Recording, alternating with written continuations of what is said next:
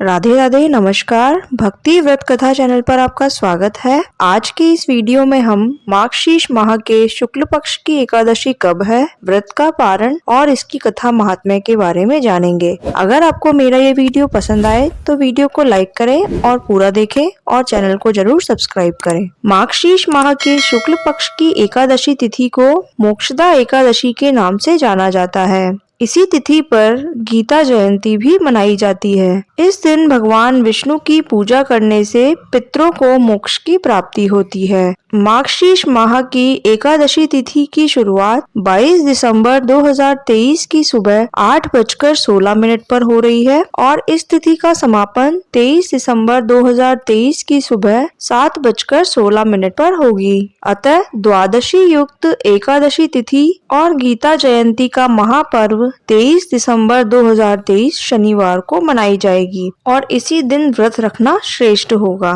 व्रत का पारण 24 दिसंबर 2023 रविवार की सुबह 7:26 से लेकर 9:26 तक रहेगा।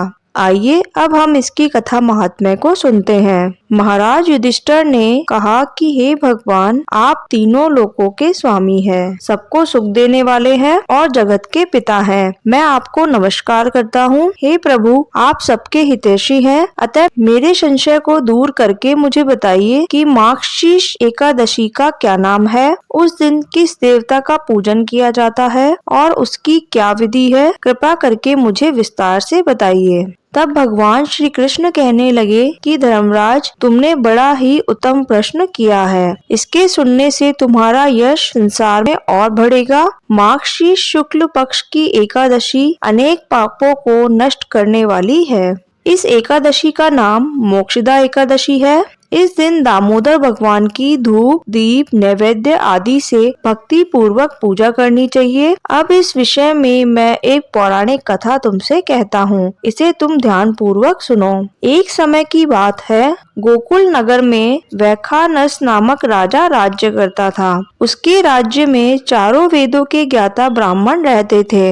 वह राजा अपनी प्रजा को पुत्र की तरह ही रखता था। एक बार रात्रि में राजा को एक स्वप्न आया कि उसके पिता नरक में है। तब उसे बड़ा आश्चर्य हुआ। प्रातः काल वह उठा और विद्वान ब्राह्मणों के पास गया।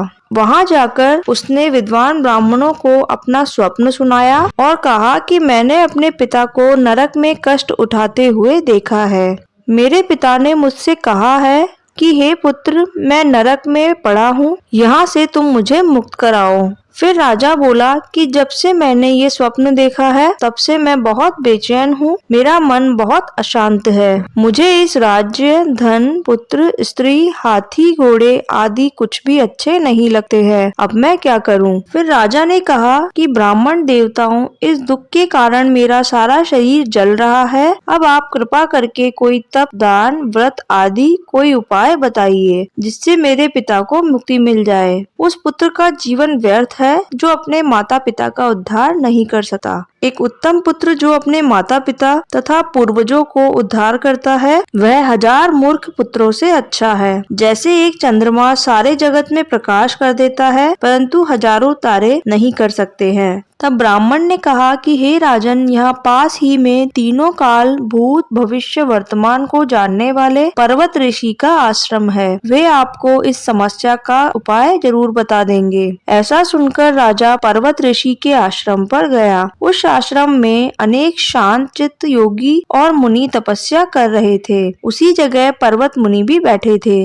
राजा ने पर्वत ऋषि को प्रणाम किया। मुनि ने राजा को आशीर्वाद दिया और उसकी कुशलता पूछी। तब राजा ने कहा कि हे मुनि श्रेष्ठ, आपकी कृपा से मेरे राज्य में सब कुछ कुशल है, लेकिन मेरा मन अशांत है। ऐसा सुनकर पर्वत मुनि ने आंखें बंद की और भूतकाल को देखने लगे और फिर राजा से बोले कि हे राजन, मैंने योग के बल से तुम्हारा भूतकाल देख लिया है, तुम्हारे पिता के नरक में होने का कारण भी जान लिया है। उन्होंने उन्होंने पूर्व जन्म में कामातुर होकर एक पत्नी को रति दी, किंतु सौतन के कहने पर दूसरी पत्नी को ऋतुदान मांगने पर भी नहीं दिया। उसी पाप कर्म के कारण तुम्हारे पिता को नरक में जाना पड़ा। तब राजा ने कहा कि इसका कोई उपाय बताइए जिससे मेरे पिता को नरक से मुक्ति मिल जाए। मुनि बोले कि हे राजन, आप मार्गशीर्ष माह के शुक्ल पक्ष की एकादशी का उपवास करो और उस उपवास के पुण्य को अपने पिता को संकल्प कर दें। इसके प्रभाव से आपके पिता को नरक से अवश्य ही मुक्ति मिल जाएगी। मुनि के ऐसे वचन सुनकर राजा महल में वापस आ गए और मुनि के कहे अनुसार कुटुंब सहित मोक्षदा एकादशी का व्रत किया। इसके उपवास का पुण्य अपने पिता को अर्पण कर दिया और इस व्रत के प्रभाव से उस राजा के पिता को मुक्ति मिल गई और वह स्वर्ग जाते हुए अपने पुत्र से कहने लगा कि हे पुत्र, तेरा कल्याण हो जो तुमने मुझे इस नरक से मुक्ति दिलाई। और फिर वे बैकुंठ को चले गए। मार्गशीर्ष मास की शुक्ल पक्ष की मोक्षदा एकादशी का व्रत जो करते हैं उनके समस्त पाप नष्ट हो जाते हैं। इस व्रत से बढ़कर मोक्ष देने वाला और कोई व्रत नहीं है। इस कथा को पढ़ने या सुनने से वाजपेयी यज्ञ का फल मिलता है। यह व्रत मोक्ष देने वाला है तथा चिंतामणि के समान सब मनोकामनाओं को पूर्ण करने वाला है। बोलिए विष्णु भगवान की जय।